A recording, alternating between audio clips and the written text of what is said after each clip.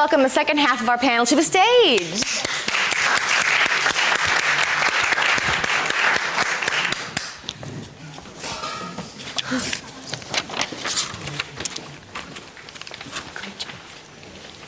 Hi. So, in keeping with the last panel, would you please introduce yourselves and tell us your name, your age, and your license status? I'm Annabelle Weston, I'm 17 and I don't have my licence.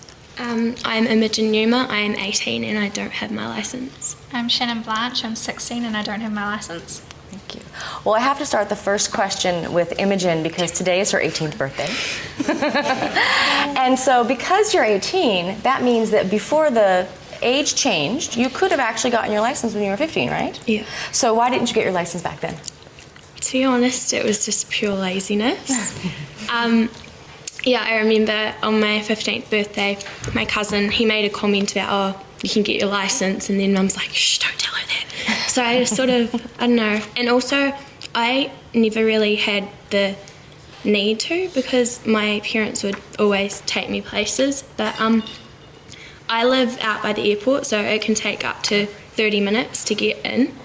But it's also a disadvantage not having my own car because if my parents take me to town, it's half an hour there, then they'll go home, and then when I want to be picked up, it'll be another half an hour in and another half an hour back. So it's 2 hours of their time.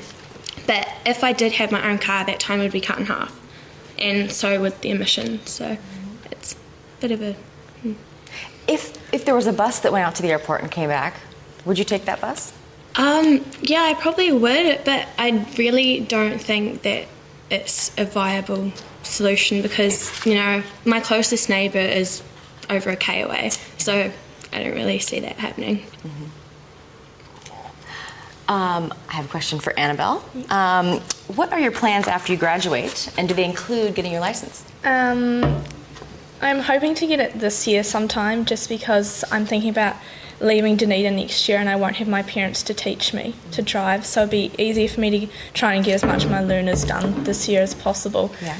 But having said that, I don't really have that much of a motivation to get it. I don't actually particularly like cars and I try and just walk or use the bus, or my sister, she does sports, and so I'll meet up with my mum when she's picking her up and that sort of thing, so I try and fit around my family a bit. I don't really have much, there's not much of an appeal in driving for me. So, Do you have any questions yet? I was going to ask Shannon a question. As a young person, Shannon, what are your thoughts on driving and how it affects the environment? Well, I'm not really, I understand that driving isn't actually that good for the environment, but it doesn't really go into details, so we're sort of aware of it, but we're not that aware of it, and I think we should probably know more information about it. Do you learn about it in school? I don't think I've ever been told about driving at school, considering the environment, so. And for you as well? No. Do you have a kind of question? I was just curious, Imogen, when you said that you turned 15 and your parents said, shh, Yeah. don't let her drive. Why was that? Were they not encouraging you to drive? Or? I think that was just Mum joking. She's pretty protective of me. So for safety reasons? Yeah, I would think so. But yeah, she trusts me. She just doesn't trust other people on the roads. Yeah. And I mean, what's your experience of how safe driving is in Dunedin? I don't know, there's a lot of people that drive under the influence of certain things, especially, synthetic things. So, I don't know, I don't really trust people. Yeah. That's one of the reasons I don't want to drive. We get hit, near misses, we've been hit a few times, and it's just not a very nice place to drive, I don't think, at all. So. Before we started having our conversations, this is for any of you, were you aware about the statistics in New Zealand and the high rates of crash among your age group? Was that something that you were ever told about? Yeah, I think we were at some stage. I think we all know it's pretty high. Yeah. Can I ask whether any of you has experience of riding a bike on the road to use it as transport to and from? So you're actually on the road, not BMX or mountain bike.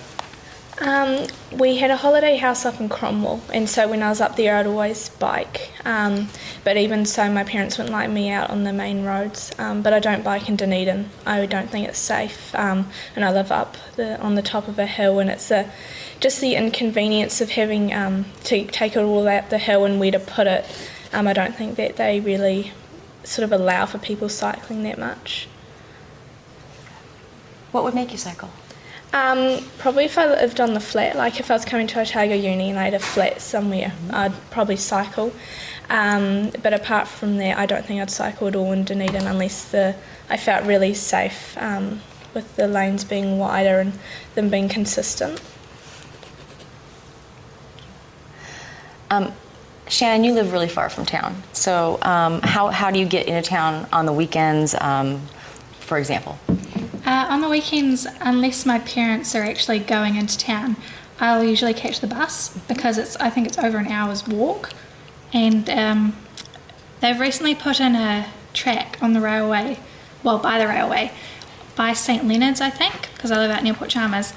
And it doesn't go all the way to Port Chalmers, but if it did, I would probably walk that way because otherwise I'd have to walk on the road. Mm-hmm. But if it went all the way to Port Chalmers, I probably wouldn't have a problem with walking or cycling. Walking into town or cycling into town. Good. Okay. Yeah.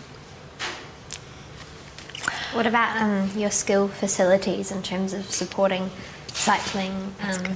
If you were to go earlier to school, for example, would there be places to put your bikes? Would there be showers in case you wanted to get ready at school? We actually have, I think, quite a few bike racks, but there never seems to be any bikes in them. I think I've only ever seen one bike in them, like at the most.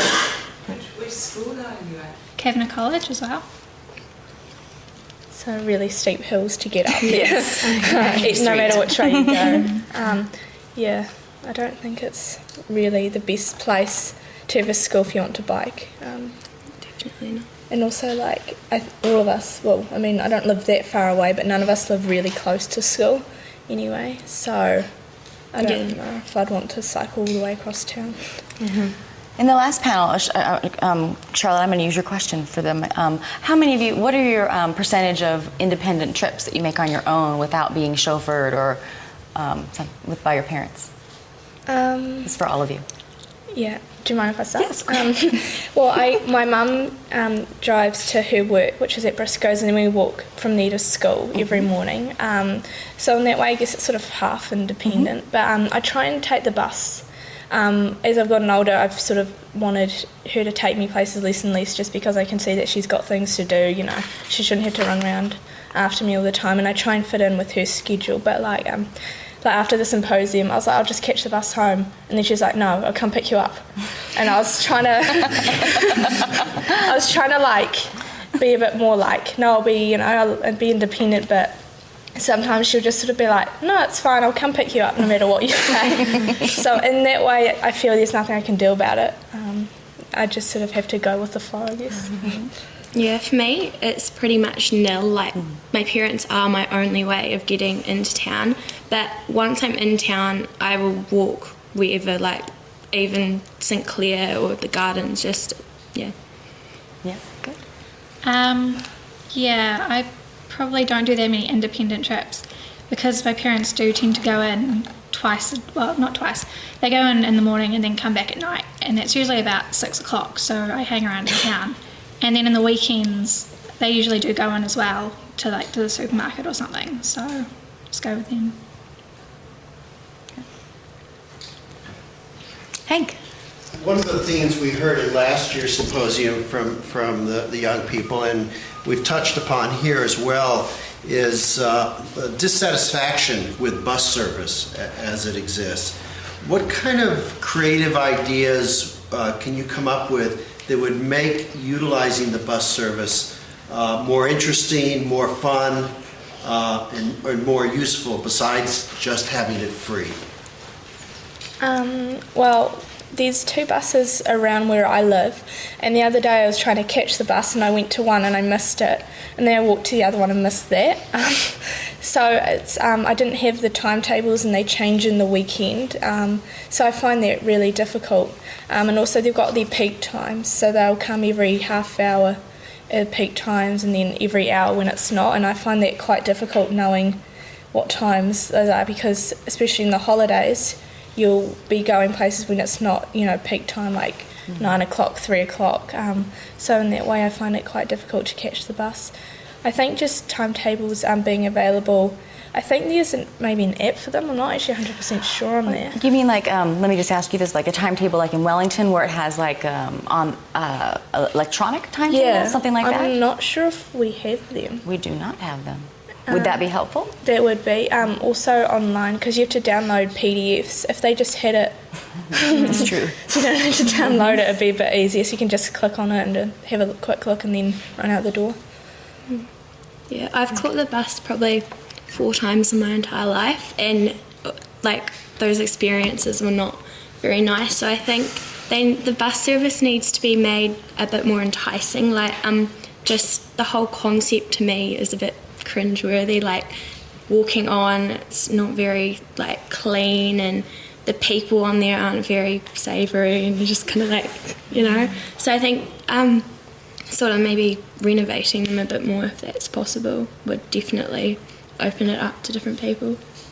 I think perhaps making them more sort of frequent during busier times, because I occasionally catch the bus after school, and at the 3:15 one there are a lot of school students going in and it gets really crowded, but there's also like older people as well catching it. And then if you miss that one, you have to wait till I think 4:30 to catch the next one. So it's really just quite inconvenient, and you don't really want to be crowded in on the bus because it's quite difficult to get out and stuff. So I'm curious, as we talked about with this panel, how environmental thinking influences any of your decisions, or if you've come across anything that's made you think differently, or...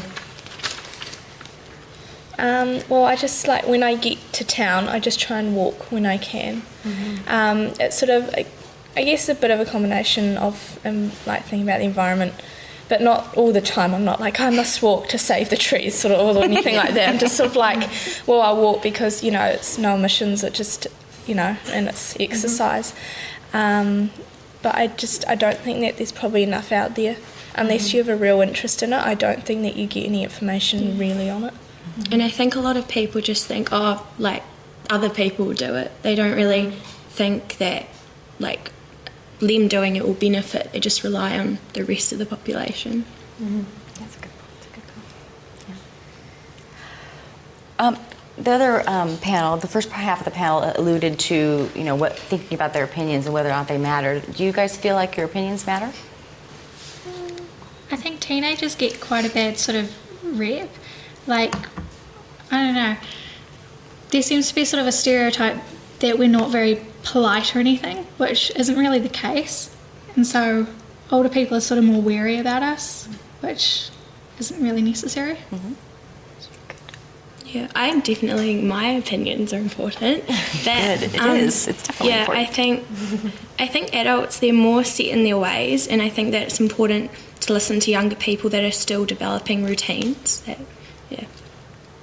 Yes. Yeah, I agree with all that.